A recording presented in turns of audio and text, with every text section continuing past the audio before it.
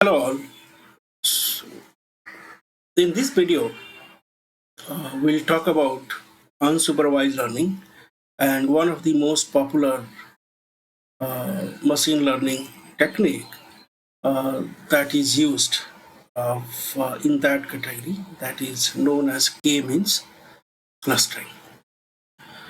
In our previous videos so far, we have looked at uh, without taking the name right variations of supervised learning, right? And those were regression or classification. Uh, we saw several example of uh, say regression and classification. So simple regression, multiple linear regression, non-linear regression.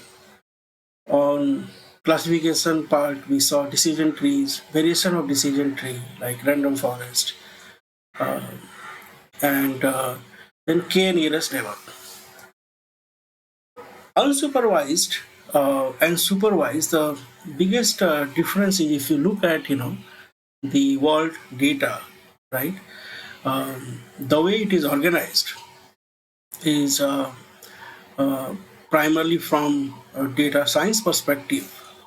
When you need to teach your machine learning models to actually sort of learn the underlying representation of data. Um, So if you have actually some kind of label out there, right? So more like the way you do in real life, right? As a child or whatever, that is good. That is not good, right? So that is the starting point. And anyway, we have seen actually more involved examples around, say, finding a spam email or finding you know price of a house. In each of those cases, if you see in your data set, you are having bunch of for each row you are having a target variable. For example, if your price of the if your size of your house is this, if there are so many bedroom, then you have a variable called what it cost, and that's what that you are trying to predict, right? So that's why we are also calling it supervised, because that's how model can start with some random point or random guess and then move towards what exactly the answer should be, and in the process learn how to kind of predict an unseen data point. But if you look at the world, right, there are very few things which are labeled. A lot of things are labeled, even in corporate, right? If you see, uh, there are large set of documents of all kind.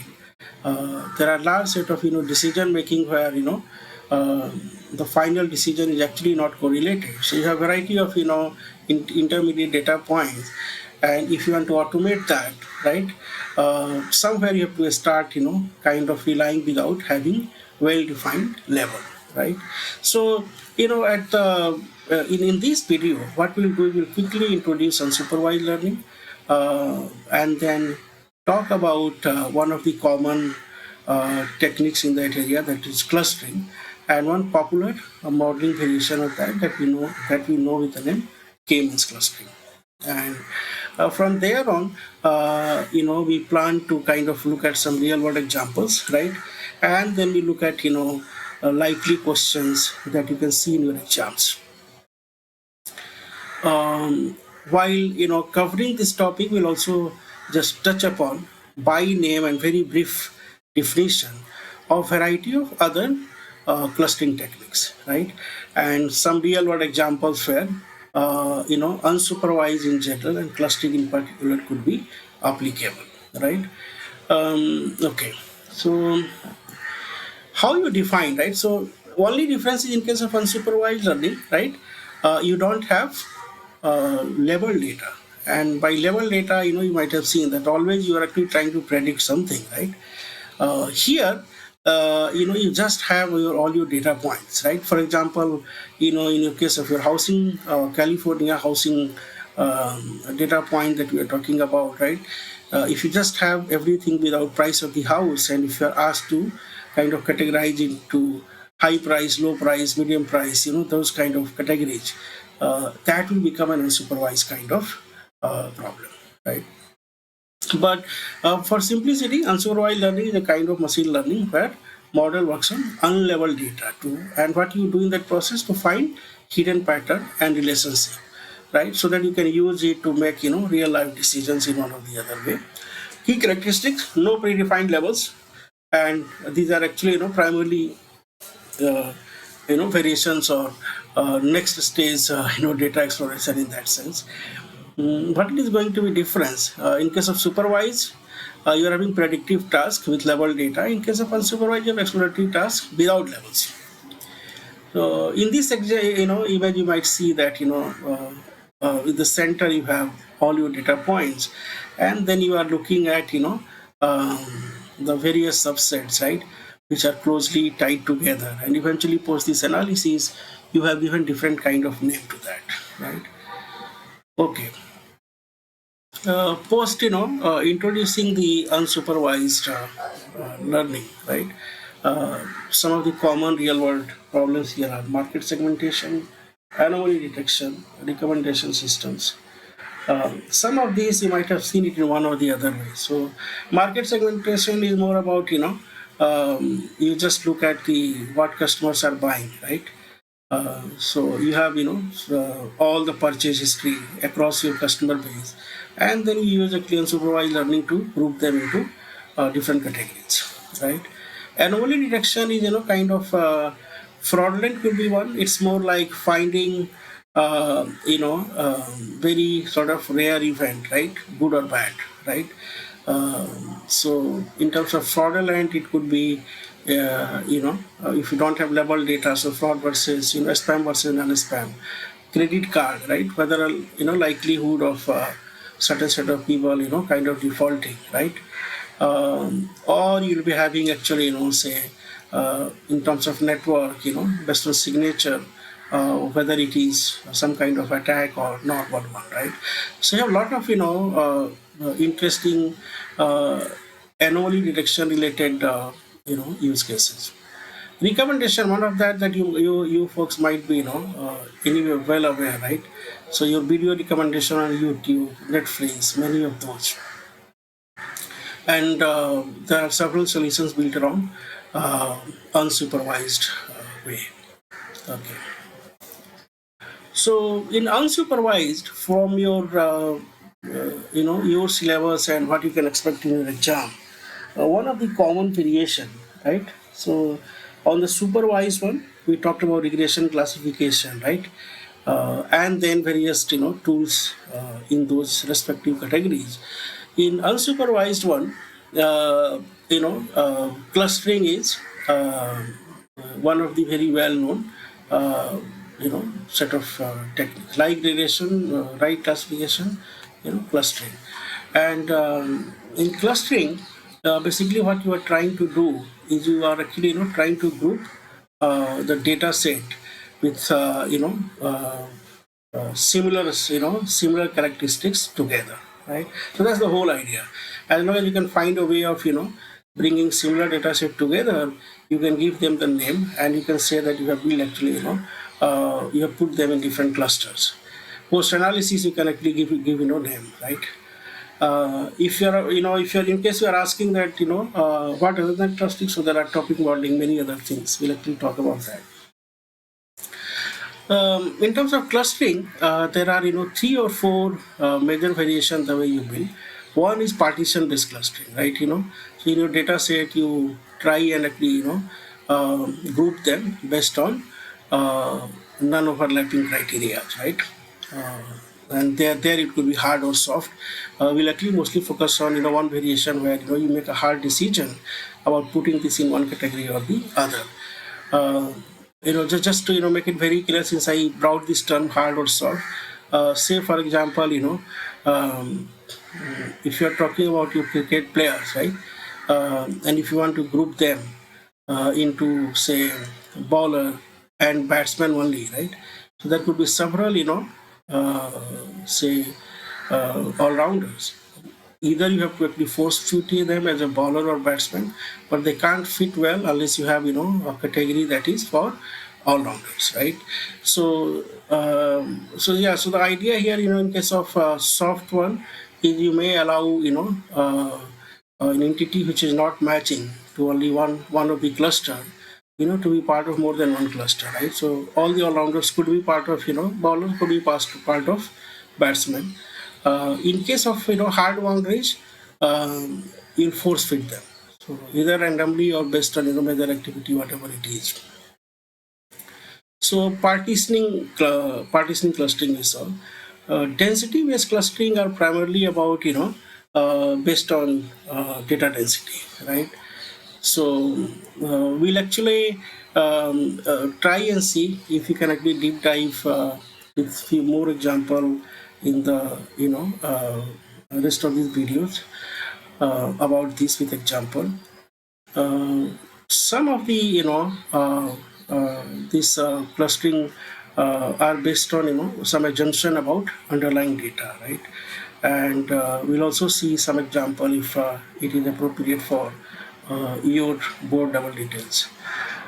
Other than the partitioning, the other major one is hierarchical clustering, where actually you build from bottom, and then you keep merging till you actually get a tree-like structure at the top. So those are another major variation. As you might see here, right? So when you have actually if you are seeing many of these data points on the green, right, or on the red, when they are nearby. So if you have to make three cluster, one on this side, another on here side, and the one actually on the upper right, and from there on you can experiment how well it fits and make decision about the next step. So what we have covered so far, we just tried introducing a new category of ML algorithms, that was unsupervised one. What we said is they work on unlabeled data, and basically idea behind this algorithms is try and understand the underlying data pattern, so that actually you can actually make many of these real life market segmentation, anomaly detection, or recommendation related use cases, even when you don't have level data. Then we talk about some of the common variations, which are partitioning based, density based, distribution based, or hierarchical clustering. And what we talked about is partitioning is more about you make a specific assumption about number of clusters, and then you force feed and iterate unless you converge to your level of accuracy. And so basically you are having a number of clusters, and then basically you are going to sort of optimize it based on certain metrics, right? While density one and distribution one are kind of relying on some assumption about underlying distribution or data density. Hierarchical clustering, as we said, we start building clusters with few data points and keep building in a hierarchical fashion, and that is again one of the more popular one. K-means clustering is actually belongs to this partitioning clustering category, right? And in this particular case, what you do is you try and group your data in K clusters, and this K will be user chosen, right? So if you make say for example in your students, right, if you just have to have one cluster, and all the students will come there, right, and there is no loss. But when you try and have two clusters, right, say good scoring versus bad scoring, right, then again actually you can typically fit, right, a certain student in one cluster versus certain in another. If you make say third cluster about a set of students who are good in academia as well as sports, and then you can keep actually having say music or art or whatever, right? Once you have more and more cluster, what happens is uh, when you try and fit data points, right? One idea about data points being in one of the cluster is they are homogeneous in nature, they are nearby. But given your choice of number of clusters that you want to make and the kind of underlying data patterns that you are having, at some stage what happens is any of the metrics that you are carrying, right? So there are two terms, intercluster and intracluster. Intercluster is actually aggregate this say distance metrics within the cluster. Intra is actually across the cluster. and your idea is to kind of minimize, right, certain ratio of inter versus intra cluster as one of the key metric, right? So there is a popular technique that we talk about, that how you keep going about making actually choice about number of clusters, right? But before we do that, we'll just quickly try and cover, how k-means clustering works, right? So you start with some assumption of how many clusters you want to be. Then you start with that many, centroids, right? So you initialize with some random centroids. And then what you do is from each data point, you start making, calculation about some kind of distance metric. And you try and put actually, that data point in the nearest cluster, right? Once done, you recalculate the centroid, right, and then repeat unless you get some kind of data. The group membership, group members are sort of not changing too frequently based on certain numeric measure. So that's how your k means works. And this broadly brings us to kind of end of this topic as well. So only thing that I'd like to cover is how you decide about the number of clusters. I don't have written material out here, but there is something called elbow. uh, you know uh, so elbow, if you take your elbows, right, and you know if you look at your fall from soldier, right, and if you start having, say for example, you just have one clusters, all the data points will be correctly matched, so there is no loss of any kind of whatever metrics that you are having. Now if you keep increasing your number of clusters, overall information gain or loss across cluster could start kind of reducing, right? And at some stage it will plateau. So you make your decision about that the number of cluster when you don't gain much, right, or you actually the dissimilar information gain, right, doesn't decrease much, right? And in that sense, we talked about one of the metrics, which is some ratio of inter versus intra cluster distances, right? So yeah, I mean, this was a short topic. We just introduced what unsupervised learnings are, where we basically just so the only difference is you don't have level data, and then from there on we introduce clustering and four major variation of it, and then k-means and how it works. Now, what kind of question you can expect, right? So, what are the typical applications? Medical imaging, anomaly, news, right? So, news is another thing, right? Where what you do in case of news, your news could be about sports, it could be about um, films, TV, entertainment, politics, whatever. And broadly, many of the online news that you read, right, behind the scene, they have actually, used one or the other variation of unsupervised techniques, primarily variation around clustering and a few others, to sort of put it in one of the categories without even having explicit level. So that is another. So all of the above.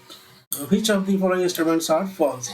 Unsupervised learning is done on unlabeled data set. Yes, that is true.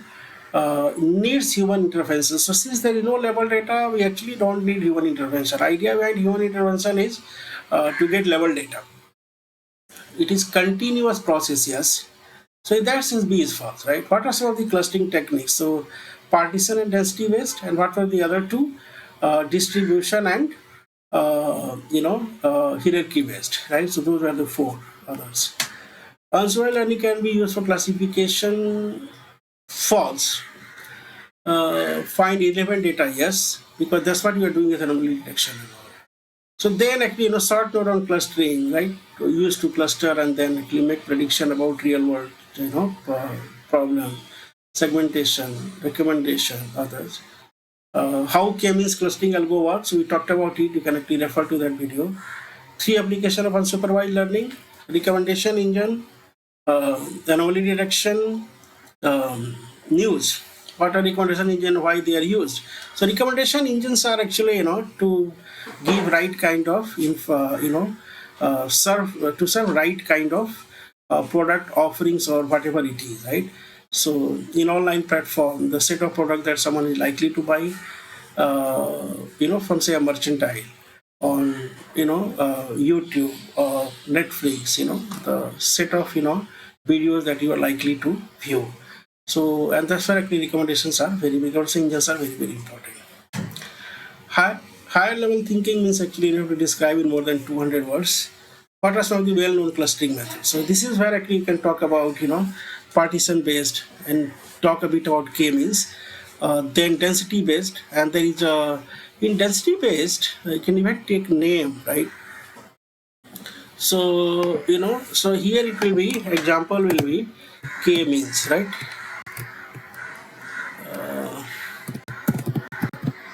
Density based, it will be, it could be, it is called DB scan. You can search about this, more about it. Distribution based, right? So Gaussian mixture model, right? So it makes assumptions that, you have some kind of normal or other shape, right? That your data follows. And hierarchical clusterings are, known with typically the same name, right? So you can search about some of the common names that you are having. This could be asked, theory-like question, but be ready for it. How does unsupervised learning help with anomaly detection? So, what is the idea behind unsupervised learning? You start from there. You say that idea behind unsupervised learning is to understand the, key characteristics of underlying, data and their relationship.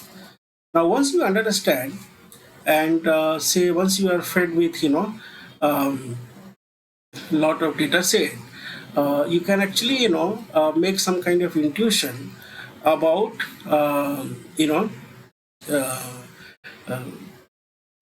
so basically when you are talking about anomaly, right, what it is, anomaly are actually set of scenarios where a minority percent, say 1% or less than that, belongs to a rare category, which you are actually, good or bad, you are worrying about. So in case of a spam, it is more, but there are many other scenarios, right? Say number of, days a market could crash, malwares versus, normal traffic, many other things, right? So the way unsupervised one works is, since it understands based on, the kind of modeling techniques that you use, it understands the key relationship among data. It can make sense of what is normal data, right? And then actually, based on, data scientist intervention, you can define some cutoff, right? So it will be having some, some way of actually, finding what is normal, and then putting a numeric range out there, and based on that range you can say that if it goes beyond this, it is not normal, and that's where you can actually build many of anomaly detection on. Now we'll try and see one more thing, right? So self-driving car, you might be hearing about it, seeing it also in usage. Tesla has actually, big project going on. Many other companies trying, and they are kind of stopping or using it, at various stage of automation. So the question for you is how unsupervised learning can be used for self-driving car. So, idea behind machine learning algos, right, particularly for K-means, is you group data point in clusters, right, based on their similarities. Now, in driverless car scenario, K-means can help you figure out sense of environment, right, by analyzing large amount of data from the sensors, cameras, lidar systems that they are having. In that sense, a driverless car, right, on a busy road, right, so it can identify object, right, for example, other cars, human being, pedestrians, traffic, light, road signs, right, so it can group them together, and then it could have, based on distance, size, color, and movement pattern, it can help you make, uh, group them in one cluster, for example, which could be about, say, moving vehicle, another cluster which could be about a sensory object or, traffic sign, another cluster which could represent, human being or other soft targets. And then you can have, actually, once you identify the nearby objects in one of these categories, it can help, making decision about drivable versus non-drivable areas, right? So road surfaces, smoothness, right? and curves and other things, right? It can make decision about that by quickly, kind of making, idea about the surroundings. It can help, your self-driving decision making, as well as path planning in that sense, right? So you can actually, think more about it and have, a note ready. Okay, so so far we talked about classification, clustering. We took some, likely question that you can face. We also talk about, exploratory data analysis, core concepts around statistics that could be tested, right? So let's stop it here. In next video, what we have done is, we created one for a regression where we looked at your past year questions. We created one for exploratory data analysis that you can find in the playlist. Now what we'll do is we'll just, have two more videos on this topic. The next video where actually we'll look at, your past year questions on unsupervised K-means, as well as clustering, then supervise, classification, which is decision tree, and then KNN and cross validation.